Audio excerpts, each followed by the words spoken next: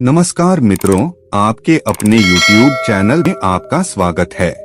गौतम बुद्ध हमेशा अपने शिष्यों से कहा करते थे कि हमारी जीभ दुनिया की सबसे तेज चाकू है और दुनिया में सबसे खतरनाक हथियार हमारे शब्द हैं, जो बिना किसी खून खराबे के लोगों को अंदर ही अंदर मार सकते हैं। हमारे शब्द हमारी ताकत हैं, लेकिन यह कमजोरी भी हो सकती है अगर हमें नहीं पता कि कब, कहां और कितना बोलना है। यदि हम सही समय पर सही इरादे से सही शब्दों का प्रयोग करते हैं तो यह हमें एक सफल व्यक्ति बनाता है। लेकिन अगर हम सही समय पर सही इरादे से सही शब्दों का प्रयोग नहीं करते हैं तो यह हमारे जीवन को नर्क से भी बदतर बना सकता है। तो आज मैं आपको मौन पर एक कहानी सुनाऊंगा और यह कहानी आपकी जिंदगी बदलने वाली है। एक दिन उनके पास एक राजकुमार आया। प्रिय साधु, मैं हमेशा थका हुआ, निराश और परेशान महसूस करता हूँ। मेरा मन बहुत बेचैन रहता है। हालांकि मेरे पास सब कुछ है, धन, प्रसिद्धि और सभी विलासिता जो एक व्यक्ति पाने की ख्वाहिश रखता है, लेकिन फिर भी मेरे अंदर इतना अशांति था। तो साधु ने कहा, ऊपर से आपको इसका उत्तर पता है, लेकिन आपने कभी इसकी खोज नहीं की। साधु ने कहा कि मैं एक प्रयोग करना चाहता हूँ, क्या आप वह प्रयोग करना चाहेंगे? इस प्रयोग के बाद आपके जीवन में कोई अशांति और चिंता नहीं रहेगी। यह सब सुनकर राजकुमार बहुत परेशान हुआ, लेकिन उसने साधु से कहा कि मुझे बताओ कि मैं क्या करूं। मैं अपने मन की शांति के लिए कुछ भी करने को तैयार हूँ। तब साधु ने शांत शब्दों में उत्तर दिया, अगले 10 दिनों तक आप मेरे आश्रम में रहेंगे और सामान्य व्यक्ति की तरह रहेंगे, और इन 10 दिनों तक आप अकेले मौन में बैठेंगे और जितना हो सके कम बोलेंगे। राजकुमार साधु की बात से सहमत हो गया। पहले दिन उन्हें लगा कि उनका मन सामान्य व्यक्ति से ज्यादा विचलित है। उसके मन में तरह तरह के सवाल उठ रहे थे और वह आम लोगों की तरह जीवन जीने में असहज महसूस कर रहा था। उसके भीतर बोलने की प्रबल इच्छा थी, पर वह मान गया और कुछ न बोला। लेकिन वह चुपचाप बैठा रहा। लेकिन जैसे जैसे रात होती गई, उसे एक बड़ी शांति का अनुभव हुआ। उसके लिए यह बड़ा अजीब था। वह अंदर ही अंदर खुश हो रहा था और अपने आप से पूछ रहा था कि बेचैनी कम क्यों हो रही है। अगले दिन राजकुमार एकांत में बैठा प्रकृति को, फूलों को, पौधों को, आकाश में उड़ते पक्षियों को देख रहा था। अपने जीवन में पहली बार वह देख रहा था कि उसके चारों ओर कितनी सुंदर प्रकृति है। वह अपने चारों ओर प्रकृति को देखकर महसूस कर सकता है। इस तरह एक हफ्ता बीत गया और उसके मन की सारी बेचैनी, सारी उथल पुथल, सब कुछ गायब हो गया। 8वें दिन की सुबह राजकुमार की आंखें अपने आप बंद होने लगी और वह गहरे ध्यान में डूब गया।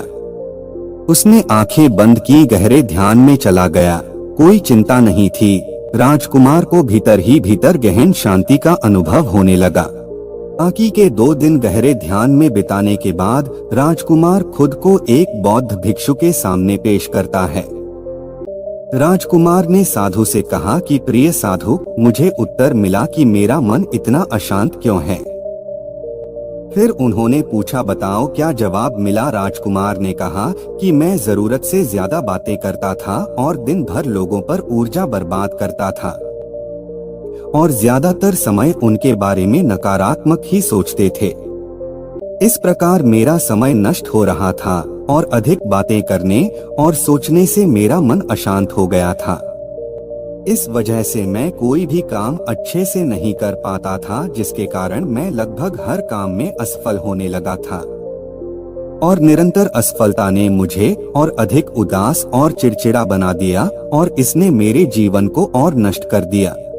लेकिन ये 10 दिन बिल्कुल अलग थे। अब ऐसा लग रहा है कि अपनी जिंदगी को पूरी तरह से जी रहा हूँ और इससे पहले मैं अपनी जिंदगी गलत तरीके से जी रहा था। मैंने यह भी सीखा कि हमें ध्यान करने की आवश्यकता नहीं है, ध्यान अपने आप हो जाता है।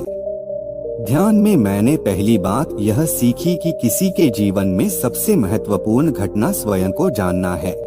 बौद्ध भिक्षु ने कहा कि आप ही नहीं, दुनिया में ज्यादातर लोग जरूरत से ज्यादा बोलते हैं।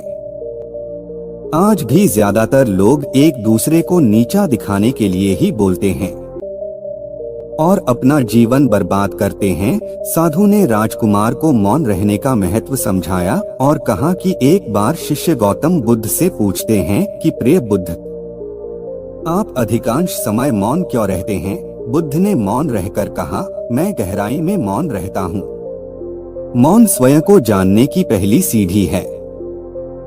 यदि आप ऊबे नहीं हैं, तो स्वयं को जानना असंभव है। स्वयं को जानने की पहली सीढ़ी मौन है। जितना जरूरी हो उतना ही बोलें और बोलना बंद कर दें और आप यहाँ पाएंगे कि 90% बोलना हानिकारक होता है। नहीं बोलते तो अच्छा था। 90% मुश्किलें कम हो जाएंगी अगर लोग थोड़ा सा चुप हो जाएं, झगड़े कम हो जाएं, अशांति कम हो जाए, फेंकना कम हो जाए। दुनिया में बहुत सारी मुसीबतें सिर्फ बोलने से पैदा हो जाती हैं। जो लोग बहुत अधिक बातें करते हैं उनमें किसी एक कार्य पर ध्यान केंद्रित करने की क्षमता नहीं होती है, इसलिए वे अपने किसी भी लक्ष्य पर पूरी तरह से केंद्रित नहीं होते हैं। यदि हम जीवन की सच्चाई को नहीं समझ पाते हैं और न ही कभी मनचाही सफलता प्राप्त कर पाते हैं। इसके अलावा आपने देखा होगा जो लोग अक्सर लोगों के बीच हंसी का पात्र बन जाते हैं और जो कम बोलते हैं और अपनी बात पर टिके रहते हैं, उन्हें सम्मान मिलता है। लोग जो कहते हैं उसे सुनते हैं और विश्वास करते हैं और उनके विचारों के बारे में उनका मन बेचैन रहता है। शोर से भरा हुआ अशांत मन वाला व्यक्ति जीवन में किसी भी कार्य में सफल नहीं हो पाता, क्योंकि उसका किसी भी कार्य में मन नहीं लगता। अगर कोई व्यक्ति जानता है कि उसे कब, कहां और क्या कहना है, तो वह वास्तव में बहुत बुद्धिमान है। और ऐसा व्यक्ति जहां भी जाता है आकर्षण का केंद्र बन जाता है और जो कुछ भी करता है उसमें सफल हो जाता है। यदि हम महान व्यक्ति के व्यक्तित्व को देखें तो पता चलेगा कि वह कम बोलते हैं और कम से कम शब्दों में अपनी बात समाप्त करते हैं। वह बोलने से पहले गहराई से सोचता है कि उसे क्या कहना है। लेकिन जो लोग अधिक बोलते हैं वे भी कई बार झूठ बोलते हैं और अपनी बातों से दूसरों के दिमाग पर कचरा डालते रहते हैं। हमारे भारतीय उपनिषदों में कहा गया है कि हमारे वचन ही वास्तविक धर्म हो सकते हैं। मौन से धैर्य आता है, धैर्य से ध्यान आता है और ध्यान से व्यक्ति अपने जीवन के प्रति जागरूक हो जाता है। इसलिए अगर हम ज्यादा बात करते हैं तो हम उस चुप्पी को खो देते हैं जो मन की शांति का पहला स्थान है।